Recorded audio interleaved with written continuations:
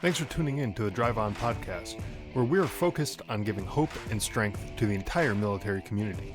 Whether you're a veteran, active duty, guard, reserve, or a family member, this podcast will share inspirational stories and resources that are useful to you. I'm your host, Scott DeLucio, and now let's get on with the show. As a Gold Star family member, I'm always humbled and appreciative of all the support that comes from civilians, veterans, nonprofits, and other groups who make it their mission to support those who lost a loved one in service to our nation. Today, my guest is Anthony Price. Anthony is with the Gold Star Ride Foundation, whose mission it is to actively support, comfort, and provide education benefits to Gold Star families throughout the United States.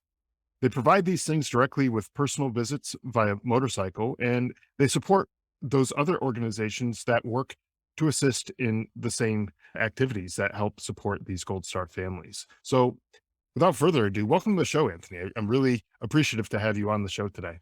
Hey, Scott, it's great to be here. These things are kind of fun. I don't get to do them every day, so it's kind of fun to rock and roll with my headphones on. Yeah, absolutely. I pretend I'm a young guy doing stuff like this. I did want to take a quick moment here to augment that introduction. I appreciate that introduction very much. But the Gold Star Ride Foundation has expanded their call to duty, for lack of better terminology. And it's not just education benefits. It's now we are to the point where we will do whatever the fallen hero would have done if they were still around. Just today, as a matter of fact, I got an email from a young lady who's been a Gold Star widow for 4 years.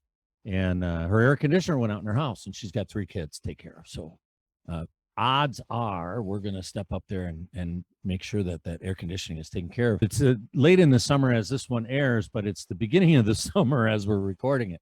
Right. So hopefully by the time this airs, she'll be sitting in air-conditioned comfort in her home.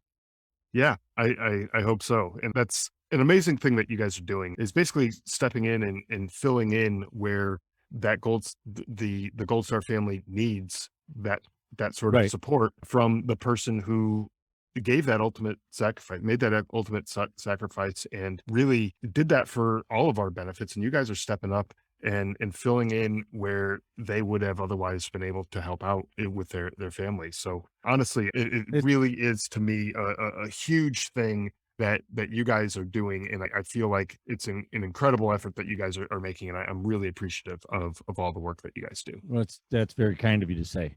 It's just something that I feel compelled to do. I'm the executive director of the organization, which is a 501c3 charity organization. But being the executive director, that means that I'm the one who does all the work. I don't know how familiar you are with small charities, but that's basically what that means, is I'm the one who does all the work. And I don't know how much longer I get to say that we're a small charity.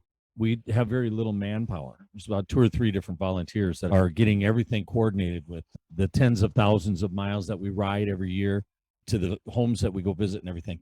But we are national. We are working national. To give you a couple of bullet points real quick here, since 2018, so it'll be 4 years since we got this thing kicked off. And in that amount of time, I have visited all 48 of the continuous United States at least 3 times each. Wow. I have over 100,000 motorcycle miles, and I have visited with more than 400 Gold Star families personally, met them face to face. Not like this little Zoom thing that you and I got going on. And the next time I'm in Phoenix area, I'm sure that you and I will shake hands and we'll meet in person. We'll just get that taken care of. You get to be one of us. You know, well, not you get to be, but you are one of us. So that's important for us to make that physical in-person connection with all the Gold Stars.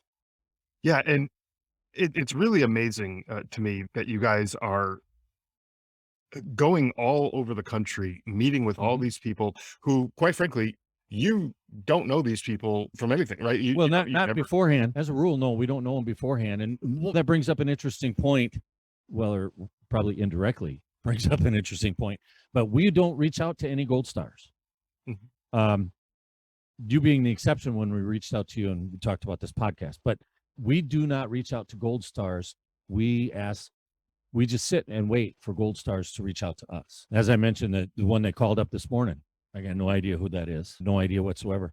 And we got some protocols that we have to follow, because there was one time when we actually had somebody try to hoodwink us, and they said they were a Gold Star, but they really weren't. And as a consequence of that, which is really weird, right? I mean, who wants to pretend? Who wants to pretend to be a Gold Star family? Right. But anyway, there was one, and since there was one, we have to do some due diligence, as it were, to make sure that we're going up the right road. But they have to reach out to us, or somebody very close to them. Their best friend has to reach out to us and tell us to stop by and get it all set up. We're not going to call people out of the blue and say, "Oh yeah, I heard you had a death in the family. We'd like to come by and meet you." You know, that would just be ridiculous. Right. So And they all have to call us. yeah, so I guess my whole point with that is to me it's a special thing because you're going out of your way, you're logging all these thousands and thousands of miles, you're Mhm. providing this support, financial support, education benefits, things like you're talking about an air conditioner and things like that. All those things they're expensive. They're big things, and They are. they're for people that prior to them reaching out to you, you didn't have a clue who these people were. And to me, Right. that's uh, the thing about charities that really moves me is that you're out there, you're helping people. You don't know these people, you don't owe them anything, but you still go out of your way to help them out, knowing the sacrifice that they have made for all of us. And it's really special and incredible to me. And that's why I wanted to have you on and talk about the foundation and really help spread awareness so that not only could people come and support you in everything that you're doing, because obviously it takes money, it takes time, resources to do everything that you're doing, but also Mhm. for the other Gold Star families who are out there to know that there are people like you out there who are able to support them and that they don't have to go through this terrible time in their lives all by themselves, you know? Yeah, So and just to comment on that last point that you make, to go through that terrible time all by themselves, I bet I can say something about you, and you're going to agree with me that it's not, once that terrible time hits, it never goes away. You're right, never going to stop missing your brother. right. You're never, and forgive me because this is actually the first time I've been interviewed by a Gold Star. So we got to try to make sure we keep our interview hat on. But yeah, that it doesn't ever get any easier. Well, maybe it gets a little bit easier. Maybe it gets a little bit easier to tolerate, but it never goes away. And you never get to, you just get to power through, but it, it never goes away. I don't know how long it's been for you. I would guess about Almost 12 years now. 12 years. So yeah, So 12 years it's been that you've been a Gold Star. And incidentally, you're a Gold Star brother yeah, who happened to serve. So you got a whole bunch of other parts of the puzzle that you get to bring to the table that a lot of Gold Stars don't bring. When we talk about Gold Stars, usually people say, well, she's a Gold Star mom. And that's kind of where it ends. Kind of. Every now and then you get, oh, yeah, he's a Gold Star dad. And then the next one you hear is, oh, they're Gold Star kids. The ones that they never talk about, nobody ever talks about, is Gold Star brothers and Gold right, Star sisters. right. But see, you bring something so much extra to the table because you served with your brother, didn't you? So we served in Afghanistan at the same time, you know, in the same unit side by side with Right. each other. We're in the same part of the country. We're both in Eastern Afghanistan, but while we were over there, we never saw each other. But Okay, we did but both you serve at still the same time. you get to Yeah. bring this other part of the equation to the table, that unspoken camaraderie. Like you and I, Scott, we have a teeny tiny little bit of invisible bond because I served in the Navy and you served as well. So we got this automatic little thing, right? And nobody knows really how to describe it or what it is, but we have this automatic little thing. And that little thing is amplified if if you've talked to a stranger on the street, you meet somebody in a grocery store, you just say, excuse me, I want that loaf of bread. And they say, oh, I served in Afghanistan too. You got an instant rapport, an Yeah. instant contact, an instant way of just knowing something that you guys have a secret, right? You have a Mhm. secret. You and I have a secret because we both served. But if Right. you bump into somebody who served in the same theater that you did, you got it even tighter. So you get to bring that to the table because he was your brother. You grew up with him. You were in the same house, right? Right. So Right. literally your brother, but he was your brother in arms too, because you were in the same theater. And now you get to add all to that, you also bring to the table that not only did you serve with him, not only was he your kid brother you played football with in the backyard when you were 10, you served in the same theater of war. Yeah. And those are things that you can't explain to somebody. You don't get to, you just can't explain, because how do you put into, well, the feeling is like this, it's blue. Yeah, it's like trying to describe a color. It's Right. red. Incidentally, I wear a lot of red. I wear red every day. I wear red to remember everyone deployed. You've heard that, right? Oh yeah, absolutely. Sorry, I got a little sidetracked there. But it's like trying to describe to a blind person the color red. Right. How do you describe colors to somebody who's never had vision? So that's the same sort of thing, except the difference is you don't have to. When you meet that guy in a grocery store who served in Afghanistan, you don't have to describe the color red. You both just know what the color red looks like. Right. And like you're blind and you know what the color. I'm trying to keep the metaphor going, but there's so much of this stuff that defies normal explanation. And I really appreciate you giving me a chance to be on your show to actually meet with you. Mhm. This is so cool for me to meet with you. Well, I don't, the feeling is mutual on my side here, because seeing all the work that you guys put in, and you being the workhorse behind a lot of this, to me, Yeah. it's like, well, this is just a really special thing for me. And I'm really excited to have this conversation with you and find out more about the foundation and everything that you guys are doing. Oh, yeah, that's right. We're supposed to talk about the foundation. We've been, we got a little sidetracked talking about other stuff. Right. You see, I'm just assuming that with the Drive On podcast that you've got listeners who did not serve. I assume that, Yeah, that there are some of those out there. so we There's have to, some family members and people like that who didn't serve, but they want to know yeah, more about what's going on with the yeah, veteran community and stuff. yeah, and that's kind of where I want to come from is the to get to those people. Those are the people I'm trying to describe the color red to. Right. Okay, those. So if you don't quite get it, just know that it's there. That's probably the best way to describe it to civilians is you don't have to understand it to know that it's there.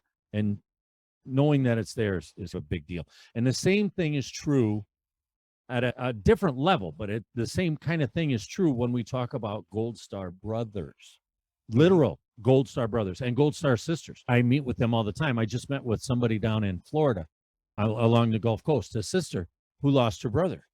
And she was one of those people who people didn't know how to tell her, they didn't know how to react to her. Nobody knew how to react to her. And this is one of the things that I try to bring when I get to meet with these families. And incidentally, she's not the only one. There was Gold Star sister in West Memphis, Tennessee. There was Gold Star sisters in Utah. There was Gold Star sisters but anyway, that it took me a while to go through 400 families. So there are a lot of them, and they become, oh, there's one in Massachusetts too. Okay. Massachusetts. I bring that up because I'm riding in Massachusetts on May 31st, 2022. Sorry about that. You missed it, but we should be doing it every year. And it will be the Tuesday after Memorial Day every year that we are going to start going to this bar in Massachusetts that's owned by a Gold Star sister, as a matter of coincidence. So she wanted to do a fundraiser for us, so we're just going to stop in. Additionally, as long as we're talking a little bit about rides, and I'm not working off a script, so if the conversation goes that way, don't be surprised. No worries. But yeah, we go to Washington, D.C. for Memorial Day weekend every year. We've been doing it for 4 years. The primary reason to go is for the demonstration against our nation's capital to remember MIAs and POWs. And that's just something that's been going on since the 80s. Motorcycles on Memorial Day Sunday parade in front of the Capitol. They will block off the streets there, and there will be a parade of nothing but motorcycles going nonstop for anywhere from 2 to 6 hours. Oh, wow. It's a massive thing. I get to do some stuff at Arlington the day before. We get to go see the monuments. We're going to, on Memorial Day Saturday, we will have Gold Star families that we go pay honor to in the D.C. area. And then on Monday, I'm in Long Island to do a podcast. I do an in-studio podcast on Memorial Day in Long Island. That's a lot of fun. And then from there, we go see Gold Star families up in the New England area, which includes stopping to see this bar in Massachusetts. We will go through up toward Concord and New Hampshire, Vermont. And we're going to do something on, I think it's the Thursday of that week, right on the state line of Vermont and New Hampshire. There's a little restaurant, little restaurant right there. Sorry, don't have my script in front of me. I don't know the exact details, but that'll be, I think that's planned for the Thursday after Memorial Day. And after that, I will have been gone for 2 weeks, and I'm going to hightail it back home. There's a good chance that I'll stop somewhere, say South Bend, Indiana, or Detroit, or someplace. I'll stop along the way. And, as a matter of fact, I know it already. There's a family in 2022, there's a family west of Chicago. We're going to stop and see them on our way home back to Minneapolis. That's right. This is a Minneapolis basement here, by the way. Yeah. Now, some parts of the country don't have basements. This is what a basement looks like. I'm originally from Connecticut. Every house had a basement. Now I live out in Arizona, and pretty much no houses have basements. No houses have it's just, basements. yeah, it's incredible. Yeah, but this is actually a basement. That's a real wood burning fireplace back there. That's a this is one of the banners that we have available to hang off the motorcycle. So that's a Gold Star Ride Foundation banner that is supposed to hang on the motorcycle. If you look up here, you see the little bitty rags, tips of little bitty rags right there. Yep. Those are flags that have many, many, many miles on them. There's 2 American flags there. The first American flag is over here. You can't even see it. It has 32,000 miles on it. The middle American flag has 36,000 miles on it. And then there's a Gold Star flag way at the end that has about 35,000 miles on it. Wow. Anyway, yeah, the flags get a lot of miles. We do a lot of things. We do a lot of miles. And I mentioned that I'll be on the road for 2 weeks, so I'll be in a hurry to get back home. I did mention that, right? Yeah. So let me use that as a nice little segue to get back to why am I in a hurry to get back home after 2 weeks? Because my wife is not sitting on the back of the motorcycle with me.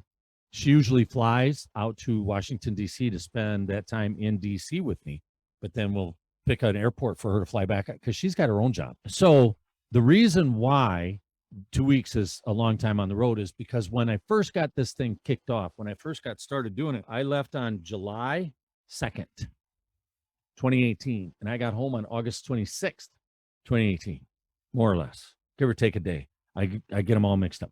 Anyway, in that I rode 54 days. I made it to 44 states, and I met with 64 Gold Star families.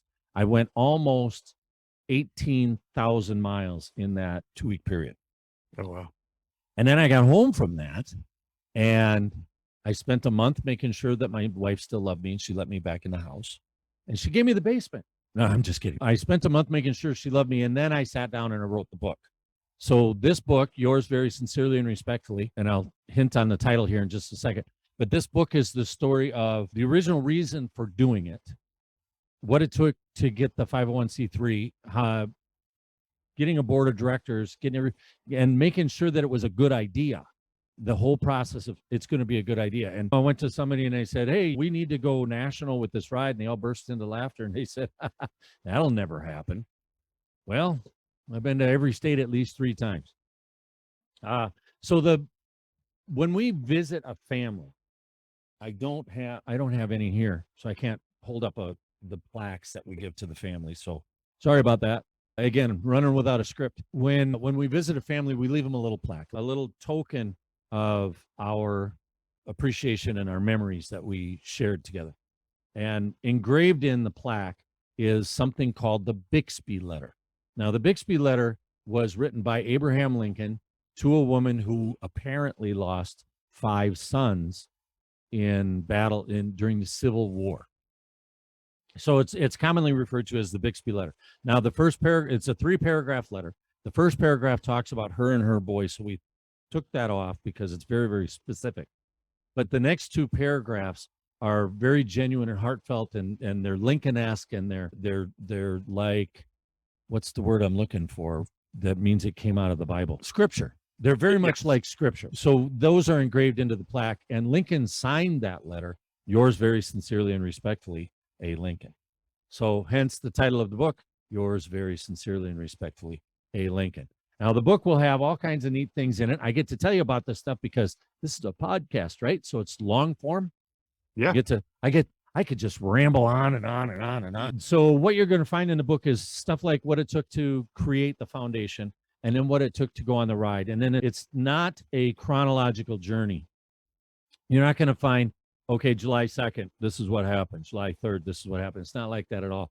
It's like paragraph or chapter 1, this is what it takes to set something up. Chapter 2, this is what it's like on the road. Chapter 3, this is all really bad hotels. Nothing but really bad hotels. Chapter 4, here's a couple of Gold Star families. Chapter 5, this is what it's like when the motorcycle breaks down. And incidentally, I'll share this with you. On that ride, I was broke down 8 days out of my first 14. Oh, wow. Out of the first 14, not the last 14, the first 14. Since then, let me share with you some stuff, right? Because you want to Sure. know about what happens and the ride or the foundation. I mean, we do the work. We've talked about that already. But what kind of happens on the road? I'll tell you one of the most, it was 2 rides ago, my 31st ride. I was on ride number 31. And I was riding on this particular day, I was riding from Dothan, Alabama, on my way to St. Louis, Missouri. Gold Star family in St. Louis, got to go see them. I'm in Dothan, Alabama. I'm visiting with the Gold Star family there. We had thunderstorms come through. I mean, nasty stuff with tornadoes and stuff. So we met them I met the family at the memorial that was set up in Dothan that has their son's name is on it. We talked for a great deal of time, and I get to learn all the backstory. I get to learn all kinds of stuff, and we laughed a little bit. We cried a little bit. And then I heard thunder rolling, and I saw this guy, and he's yuck. And I said, I'm going to go over here to this restaurant. And we'd been together for 2.5 hours already. And I generally don't work with a schedule either, but we just do what. And I said, look, I'm going to go sit in this restaurant and just wait out this nasty line of thunderstorms because I don't mind riding in the rain, but I have a little bit of an aversion to riding in a tornado. Right. So they said, well, we're going to join you. And I said, okay, fine. So we went to a local little restaurant and we sat it out. And we waited out watching my phone. I'm doing the little radar thing on my phone and we're watching it. And sure enough, there was a tornado. It was about 3 blocks away from the restaurant. Wow. So we wait till all that passes and then I get on the motorcycle and down the road. And I'm headed for St. Louis and I'm riding in the rain. The tornado had passed, but there was still 6 hours of rain. But it was just the just get wet rain. The thunder had passed, and so down the road we're going. And incidentally, that's how I washed the motorcycle because I never have time to actually wash the motorcycle. So we ride in the rain to get the motorcycle washed. And I made it 75 miles down the road. I'd ridden for about an hour and a half, about 75 miles down the road, and I was in the next town. I can't remember the name of it. And the rain I can tell it's going to stop. I can see the clouds are breaking up, and it's just going to stop. And I'm on a hill and a stoplight right there. And I stop for the stoplight. And I'm a pretty experienced motorcyclist. I've done this before. But I let out the clutch to go and the bike dies. Oh, no. It's like, oh, well, that's weird. Okay, let's hit the start button and make it go again. Well, the long and short of it is the starter went out. Right there. The starter went out. So I'm in the left lane going uphill in the rain. And with an 1,100 pounds of motorcycle and everything packed on it, because I'm driving a Harley Ultra Classic, and the bags are full, and I got books, and I've got clothes, and I've got it. Anyway, first really cool thing that happened, I hit my 4-ways on, so I got my 4-ways going. Everybody should know that I'm in trouble, and I start to slowly push uphill off to the right, and I have to cross 2 lanes of traffic, and a semi. I look back there, and there's a semi right there. He blocks 2 lanes of road, hits his 4-ways, and he sits right there and blocks traffic so I get off the road. So that's the first cool thing. And I get over to the shoulder, and I'm still got a little ways to go to get up around the hill and off the main beaten path. And you know how on the side of the road, there'll be grass, right? There'll be like a ditch or Sure. a boulevard, a little grassy knoll thing. Anyway, guy drives his truck right over there onto the grass and he rolls out over there and says, you need some help? And I said, I'm not going to say no. This is a heavy bike. He leaves his truck there, jumps out, pushes me up and around, and there he goes. Okay, so that's the second thing. And then he gets back in his truck and comes over to the parking lot area where I'm sitting, and I'm kind of struggling. I'm looking at codes. I'm trying to figure out, making sure that it's a starter that is actually the problem, because I think it is, but I certainly don't know that it is. Anyway, it's looking like it is. And he comes over and he says, yeah, I got a couple of buddies that just opened a motorcycle repair shop. Maybe I should give them a call for you. And I said, yeah, that'd be awesome. Because I don't know where the nearest Harley dealer is, because otherwise you're going to the dealer to get repairs done and stuff like that. And within 3 minutes, there was a guy there with a little gauge and a little tool, and he's doing the thing. Yep, starter's gone. Got to have a new starter. I said, is that something you guys can do? He says, well, we haven't been open long enough to have all the tools for this, but I'm going to call my buddy. We're going to get your trailer over here. It's an enclosed trailer. We'll get you all roped down, and we'll give you a ride to the Harley dealer. You just tell us which Harley dealer you want to go to. Okay, so I call the one north because I'm going north. It's 75 miles away. They don't have the part. Oh, no. So I call the one south, 75 miles to the south. Apparently, the 150 miles is how far you have to go between Harley dealerships in Alabama. Anyway, I was in, I want to say it was in Huntsville. The north one was in Huntsville. The south one was in Dothan, I think. I could be screwing up the north one because I didn't get to go there. They didn't have the part. So the south one says, yep, we got the part. We'll get it in here for you first. We'll push some stuff aside. We'll get it. If you can get the bike here, we'll get it done for you first thing in the morning. So already they're like, oh, wow, you're on a mission. You're on the road. Yeah, we're going to take care of you. Okay, then by the time I get off the phone, the trailer is there.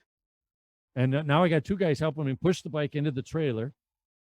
We get it loaded down. It's in the trailer. I climb in the back seat of the truck, and down the road we go. These two guys are riding in the front seat of the truck.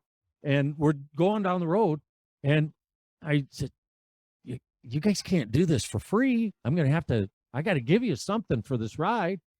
And the guy says, oh, hell no. I'm a Navy veteran. He's in the National Guard right now, and we're in a company truck, and the company is owned by a retired 2-star general. We stop everything to help a veteran in trouble.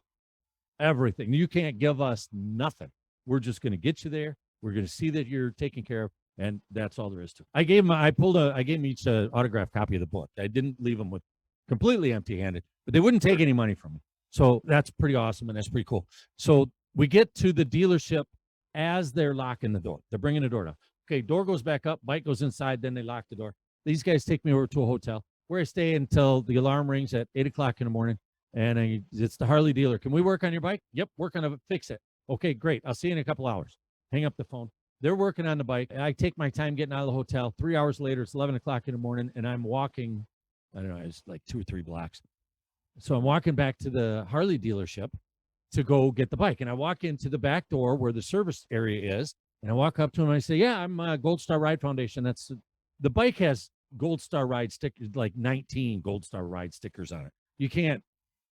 You don't misunderstand which bike is the Gold Star bike, okay? Right. So I said, yeah, the Gold Star bike. And he said, hey, you know what? We just got it done. I just got to do the paperwork. It'll take me about 6 or 7 minutes. Do the paperwork, and we'll have you out of here. And I said, okay, great. I got 6 or 7 minutes. I'd like to talk to the GM. They bring me over. I meet the GM. Turns out he's the owner of the place. And I'm telling him about what Gold Star Ride is and what we do and all like that, hoping that I can get some kind of a donation from him, a discount or something. And while I'm talking to him, another old guy sticks his head around the door because we're in a little office, sticks his head in the office. He says, hey, there was somebody here looking for somebody. Was it you he was looking for? And I looked at him, I burst into laughter. I said, how the hell would I know? Who was he looking for? Did he give you a name? Does he have a name? Anything like that?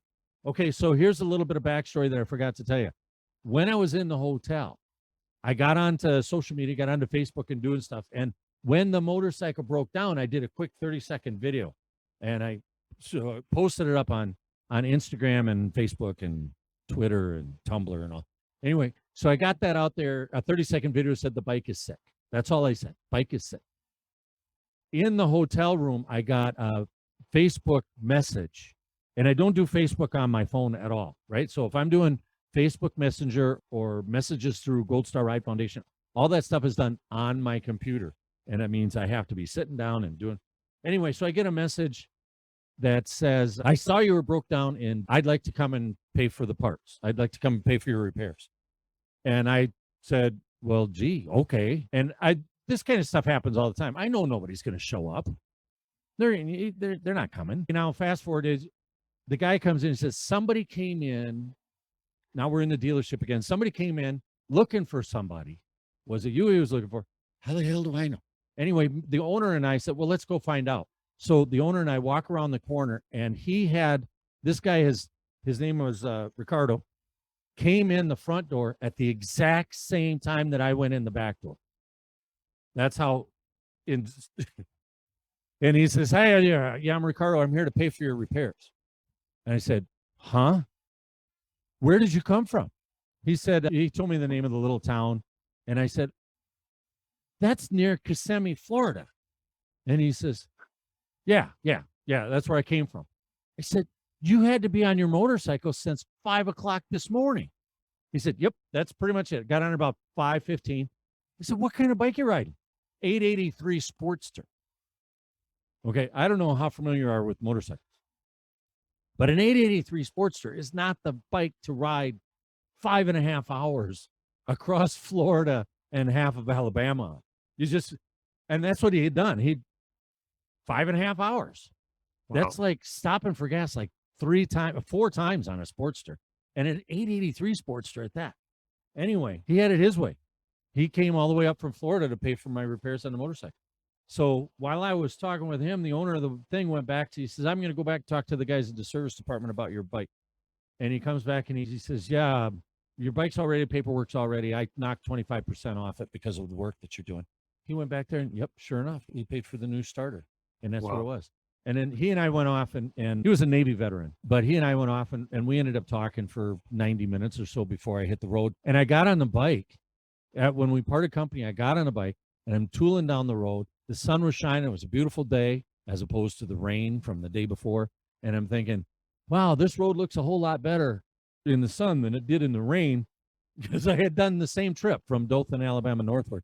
I'd done the same exact trip the day before, only the day before it was in rain. And I was just constantly thinking, I can't wait for my next breakdown. I just can't wait to see what happens next. And if you don't mind me saying, I'll give you another one of these miracle stories from the road. Back in 2018, when I was doing that ride, when I was doing the big ride that resulted in the book, I was tooling through the Appalachian Mountains where are the Appalachian Mountains? Pennsylvania. I was tooling around in the Appalachian Mountains in Pennsylvania, and I got to the New York state line right at very, very, very close to Erie, Pennsylvania. So right along the Great Lakes there, Erie, Pennsylvania, New York state line, Interstate 90. And there's an exit right there at the state line. There's an exit right there, and there's a McDonald's right there. Apparently, the good people that knew about McDonald's knew that you got to put one at the state line, because everybody going from Pennsylvania to New York has to stop and put their helmet on. So don't have to wear a helmet in Pennsylvania, but you do have to wear one in New York. And so I stopped into the McDonald's to put my helmet on. Okay, start up the bike, got the helmet strapped on, start up the bike. It goes about 10 feet and dies. Just nothing. And I start to cuss and scream, and I go, what the hell is I don't understand what's wrong with this motorcycle. And I'm checking the codes. And again, I don't know if you're a bike enthusiast or if you know how these things work, but you can manipulate some buttons on the dash, and you get the speed out. The odometer will change and give you digital readout, the computer readout. So the things that the computer finds that are wrong with the motorcycle. So I'm working the codes, and I'm trying to figure out what's wrong with the motorcycle. I'm clearing the codes. Can't start it, won't start. And out of nowhere, I'm working it for like 5 minutes. It's like 90 degrees. It's the 5th day of July. And I don't know, I hear this voice. Hey, mine does that sometimes too. What do you say we push you over here in the shade and see what's happening? And I'm like, well, what else am I going to do? Okay, so he's a little older than me. He's probably about 60, 65 years old, white beard, white hair, little bit of a belly. And he gets on the left side of the motorcycle with one hand on the handlebar and the other hand on the back, on the trunk. And I'm on the right side of the motorcycle with my right hand on the handlebar, my left hand on the trunk. And we're pushing it backwards. Now, we got stickers all over the gas tank that say Gold Star Ride Foundation, right? Mm-hmm. They're all over. So he says, what's Gold Star Ride Foundation? And I tell him. And he says, I never heard of that before. Well, what's a Gold Star family? So I tell him. And then he stops. 'Cause I just say, well, it's immediate family members of somebody killed in the military. And he just stops. I mean, the motorcycle isn't moving anymore. He stopped, stood upright, standing, and looked me dead in the face. And he said, my daughter was killed in Korea 3 years ago. And I said, that makes you a Gold Star dad. He said, nobody ever told me that before. Wow. I've never heard of such a thing. And I said, well, we're going to talk a little bit more about this. Anyway, we finished with, it was only 10 more feet. We push the bike into the shade. We get it into the shade. And then we're not paying attention to the motorcycle anymore. Now we're doing the Gold Star family sort of a thing. And I reached into my backpack and I got one of those plaques that I told you about. And I read it to him. And actually, there's a video on our YouTube channel. You can find the video of me and this guy together.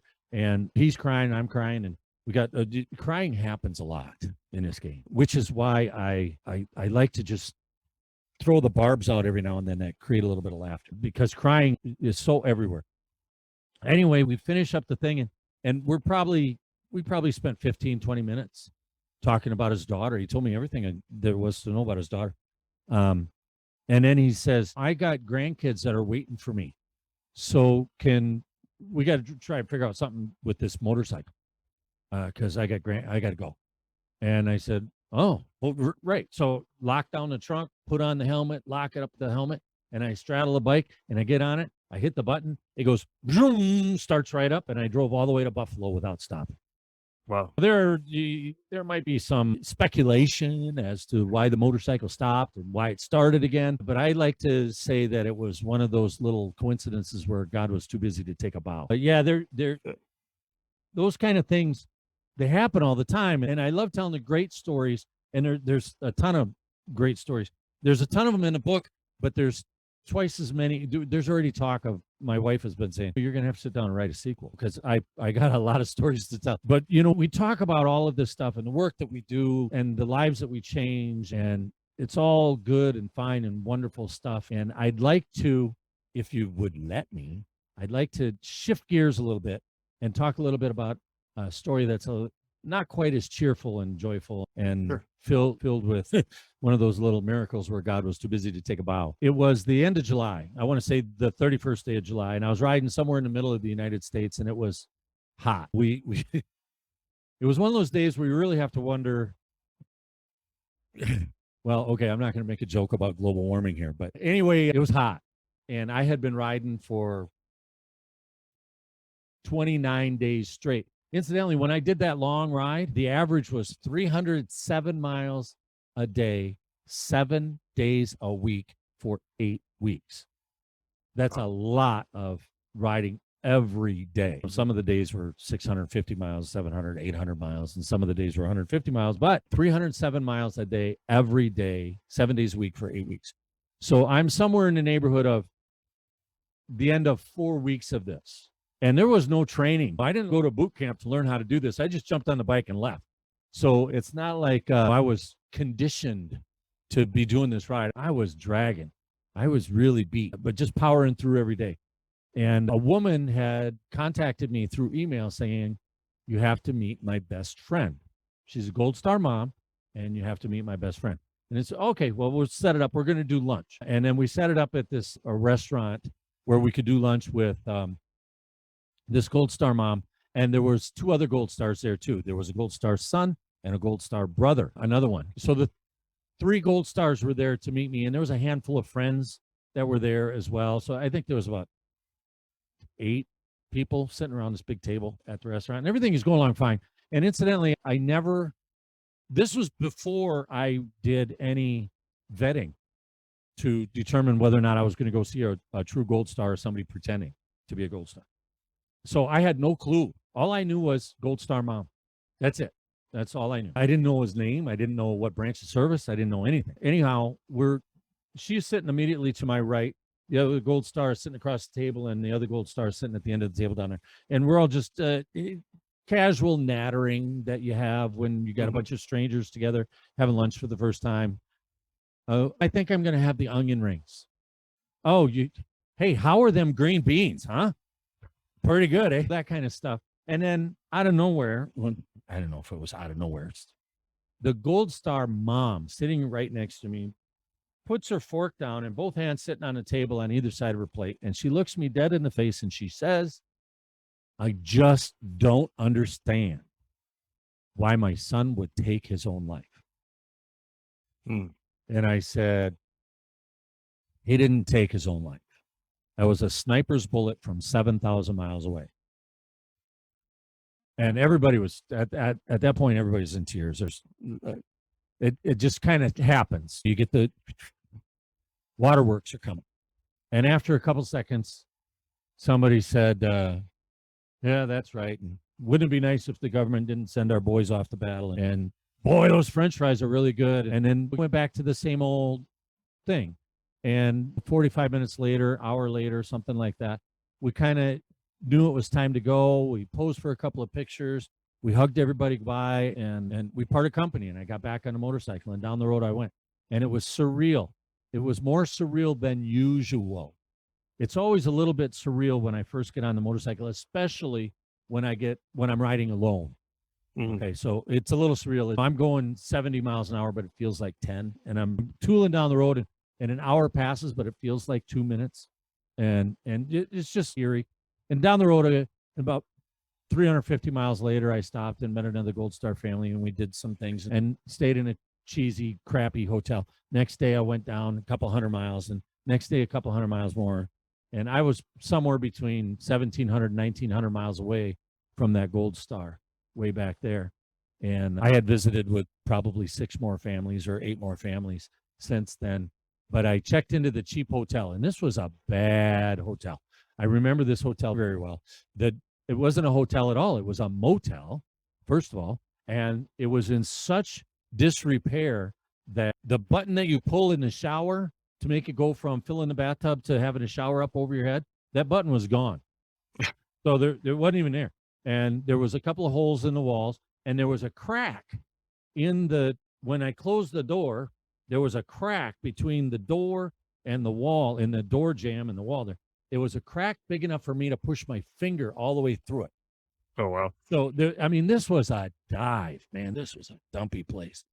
And I did the best I could. I took a bath on my knees, right? Got it all on my hands and my knees, take a shower kind of thing. Because there was no drain plug either. So I couldn't take a bath.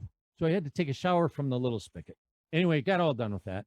And I turned on my computer and there was no Wi-Fi. I remember I had to take my phone and I had no signal inside the room. I had to take the phone outside, set it on the bike, and then I had a signal. And that was what I used for Wi-Fi. I turned on my hotspot, and that's how I used my Wi-Fi to get Wi-Fi in my laptop. And I checked my email first, and there was an email from the best friend of the Gold Star, Mom. And it was a very short email message, and it just said, thank you so much for coming here, because later that day, she went home and tore up her own suicide note. Oh, wow.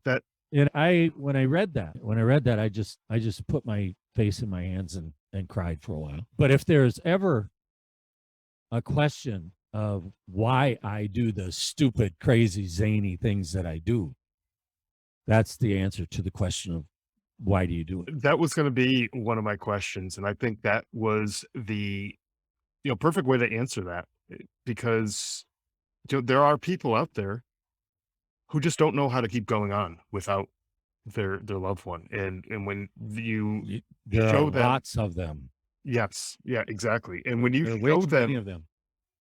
when you show them that love and support and let them know that there are people there for you to help you through this time. And like you said, it's not just like a short time period. This is something that is ongoing. It's a lifetime Yeah, membership never in a goes away. club it's a lifetime membership in a club that nobody wants to join, but we're the Right. ones who are in that club, we're in it, and we're there for each other. And people like you and the Gold Star Ride Foundation, you guys are out there making a difference in these Gold Star families' lives. And I really do appreciate all of the stuff that you do. I do want to ask you, how can these Gold Star families or their friends or their neighbors, relatives, whoever, how can they reach out to the Gold Star Ride Foundation to get assistance and get Well, that kind of help?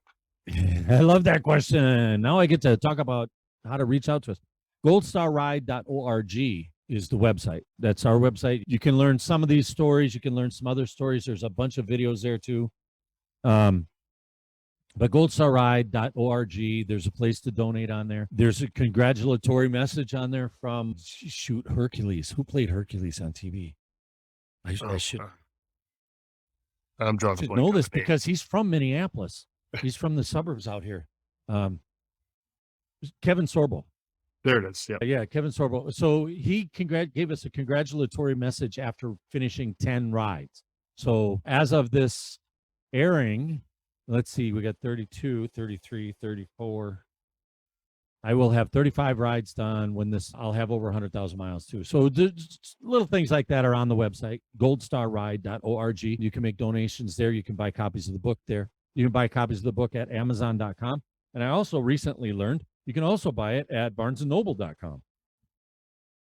I was delighted to learn that it was on barnesandnoble.com. But that's, if you want it autographed, you got to buy it through the Gold Star Ride website. Then I sign all the books that go out. I do my best to sign all the books that go out through the Gold Star Ride website. Yeah, and you know what else you can do there? Let's see here. I got a really good, this is one of my favorite ones. Can you read that? Yep. My DD214 can kick your MBA's ass. I like it. Okay, you get those for $10 at our website. Excellent. Just make a $10 donation. Make sure that you include your shipping address, and I will assume that $10 donations, actually by the time this actually airs, maybe I'll have a button just for this, just for that patch. Yeah, but we have two slogans that are registered to us. One is this one. The other one is "We ride because they died." Excellent.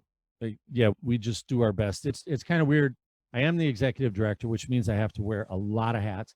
It means I'm the guy who has to do the podcast interview.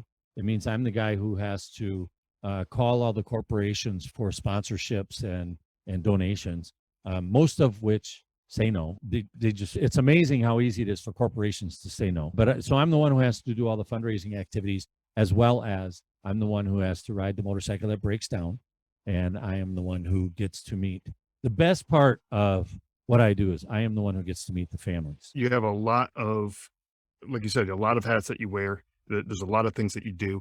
I really want to emphasize to the listeners that if you want to help support the Gold Star Ride Foundation, go to their website that you mentioned earlier, which I also have a link to in the show notes so people can find it real easy. Go there and make a donation. If there's any volunteers who are looking to get involved, I'm sure you can always use some. Our rides are, the rides that we have scheduled are on the website as well. So anytime you want to join us in a ride, you can find the stuff on there. The only time that we do not put rides on the website is if a family specifically says, we just want you to come by yourself. We don't want a whole bunch of other bikes and stuff like that here, which, believe it or not, happens so far twice out of 400 and some odd times.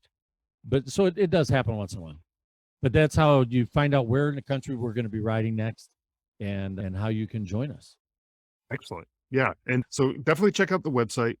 Check out the book. Again, it's on Amazon or you can get it on their website. I'll have links again to both of those places where you can get the book, and help support the Gold Star Ride Foundation any way that you can, because the work that they're doing, even just with that one story with that woman who tore up her suicide note, that type of stuff that you do. And Yeah. I'm sure there's other stories that you may not even know about. I was just going to say, Tell that's that, probably not the only one, but it is the only one that I know of.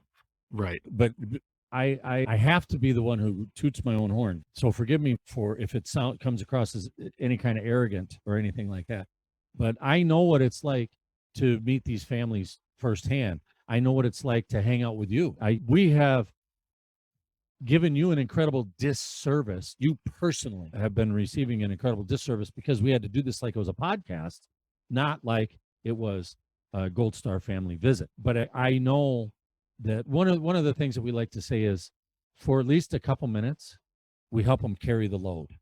So for a couple minutes, we're going to help you carry the load. And hopefully some of that accidentally rubbed off for you personally during this podcast. I hope it did. But yeah, I've seen firsthand the results. I know there might not be any words spoken, But if I glance at somebody and I see two rivers of tears coming down the side of their face and they're dripping onto their shirt, I know we're probably getting a little bit of work done.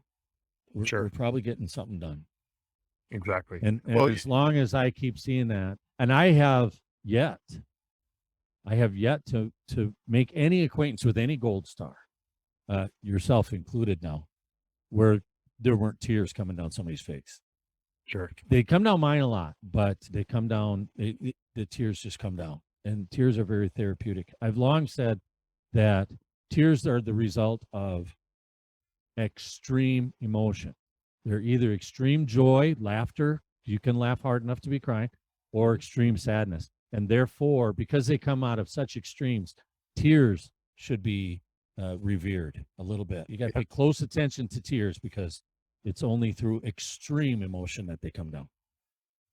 That's true. And you were saying that you have the job of tooting your own horn, but I'll do it for you. I think the work that you're doing is I'm just going high. The work that you're doing, though, is incredible. It's been a pleasure speaking with you today, and I really want to again thank you so much for all the work that you do and the support that you provide to the people who are members of this club that literally none of us want to be a part of, but we all found ourselves here. So thank you again. I really do appreciate everything that you do. It's been my pleasure. Thank you very much for having me on. Thanks for listening to the Drive On Podcast. If you want to check out more episodes or learn more about the show, you can visit our website, driveonpodcast.com. We're also on Instagram, Facebook, Twitter, LinkedIn, and YouTube at Drive On Podcast.